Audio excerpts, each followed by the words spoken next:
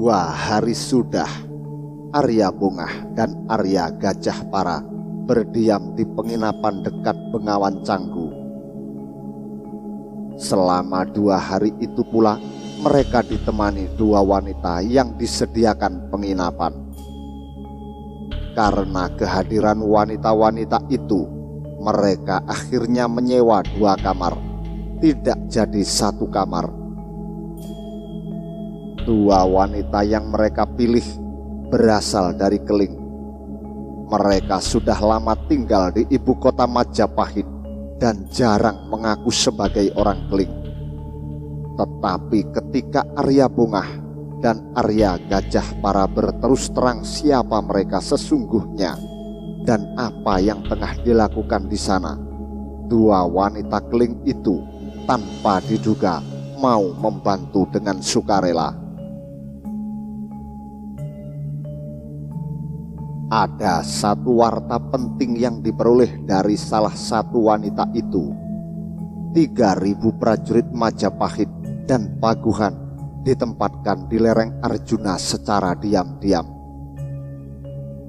Warta itu didapat dari seorang prajurit Paguhan yang berhasil dirayu salah satu wanita itu dengan imbalan minum arak dan senggama. Namun pada saat sang prajurit telah mabuk berat, wanita itu menyodorkan seorang candali murahan untuk menggantikan dirinya. Dia merasa prajurit itu tak layak menyenggamai dirinya, candali kelas atas. Sehari kembali berlalu, belum ada warta baru lagi yang didapat. Namun pada malam harinya, sang wanita yang disewa Arya Bungah datang ke penginapan dan menyampaikan sebuah warta yang luar biasa. Kebetulan Arya Gajah Para pun berada di kamar Arya Bungah. "Kanjeng, hamba tahu sebuah tempat mewah yang sering disambangi pukulun Paguhan." Mendengar warta itu, Arya Gajah Para dan Arya Bungah terlonjak kaget. "Di mana?" tanya Arya Bungah tak sabar. "Kasinggihan, tak jauh dari tempat ini. Di penginapan termewah, biasanya menerima tamu negara dari atas angin, setingkat mantri ketika gusti mereka menginap di lingkungan Kedaton." Arya Bungah dan Arya Gajah Para tak percaya mendengarnya. Keduanya tertegun lama. "Kamu?" Arya Bungah menunjuk sang wanita. "Keluarlah dulu sejenak." Wanita itu bersembah berjalan simpuh ke belakang 3 langkah, lalu bersembah lagi dan bangkit membalikkan badan menuju pintu kamar. Ketika wanita itu sudah tak tampak, Arya Bungah menoleh ke arah Arya Gajah Para. "Para, apa yang kamu pikirkan?" Arya Gajah Para terdiam, otaknya berpikir keras. "Ini kesempatan bagus, Kang. Belum jelas apa yang akan dilakukan pasukan Paguhan dan Majapahit, dan kita malah menemukan induknya. Lalu,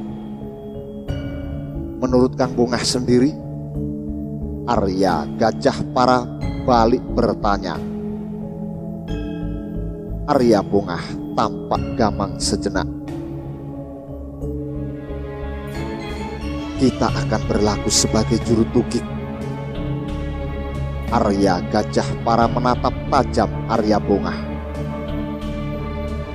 "Kang Bungah yakin?" "Kamu?" Tak ada jawaban.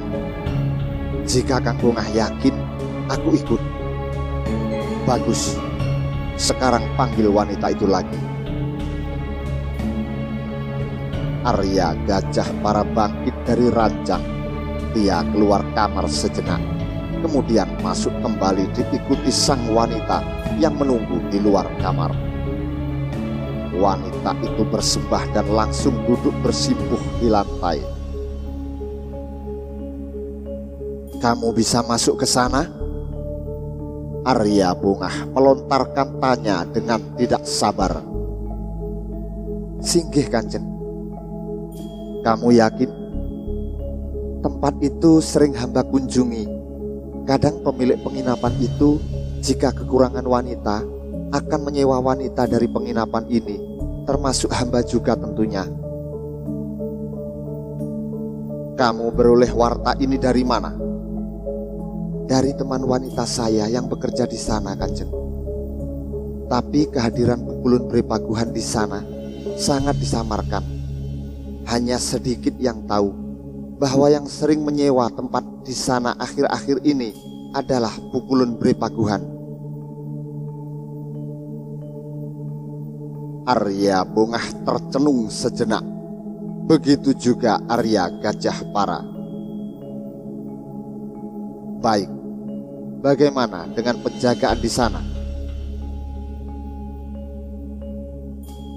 "Ada Kanjeng, tetapi semua prajurit khusus Paguhan juga menyamar. Tak ada yang memakai busana keprajuritan satupun, seperti penjaga penginapan sewaan belaka." Arya Bungah dan Arya Gajah Para mendengarkan dengan saksama. "Lalu bagaimana temanmu itu yakin bahwa yang menyewa tempat itu adalah Brepaguhan?" Wanita itu bersembah. "Semalam dia disewa Pukulun Brepaguhan saat mabuk berat. Pukulun Brepaguhan mengaku bahwa dia penguasa Paguhan, Yuwa Raja Majapahit, yang akan menggantikan ramanya menjadi Raja Majapahit jika sudah mangkat." Arya Bungah mengangguk-angguk. "Nah, apa kamu hafal jalan-jalan di tempat itu?" selidik Arya Bungah. Wanita itu terdiam sesaat, mencoba memastikan ingatannya. "Bagaimana?" "Sedikit banyak hamba hafal, Kanjeng." Ragu suaranya terdengar. "Yakin?" Kembali wanita itu terdiam. "Kurang begitu yakin, Kanjeng." Terdengar helaan napas pendek dari Arya Bungah. "Baiklah, sementara kamu boleh pergi." Wanita itu bersembah dan kemudian keluar kamar. Hari berikutnya, wanita yang sama kembali datang.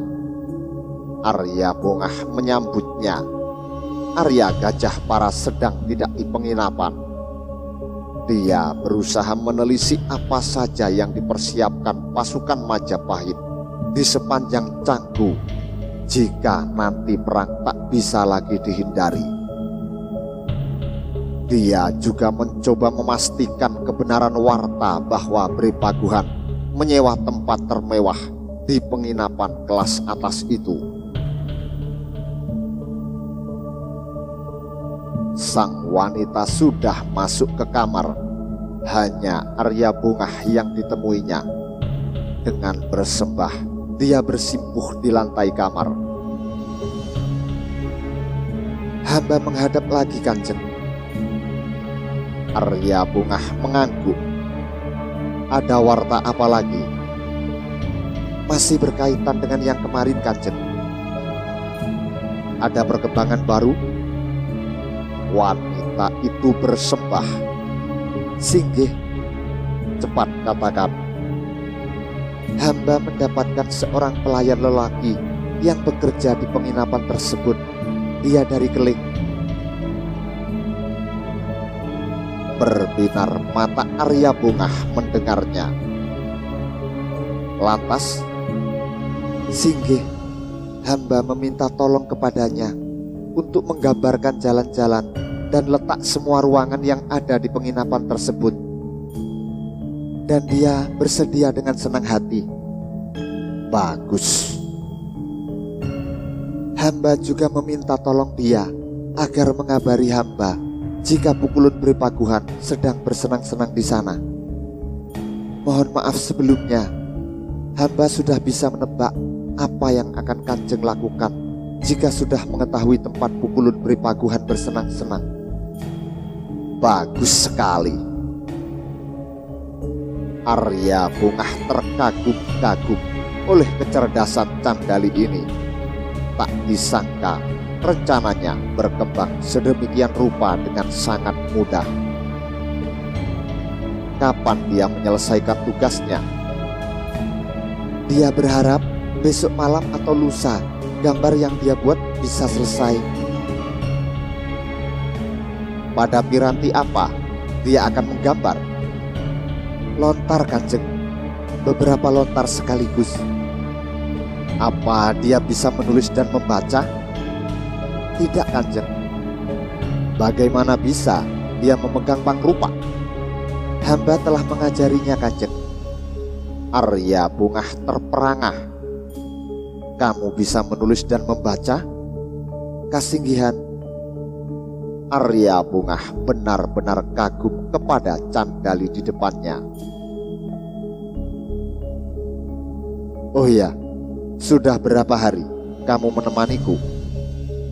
Sekitar 6 hari, Kanjeng. Dan selama itu aku belum juga tahu siapa namamu. Singgih.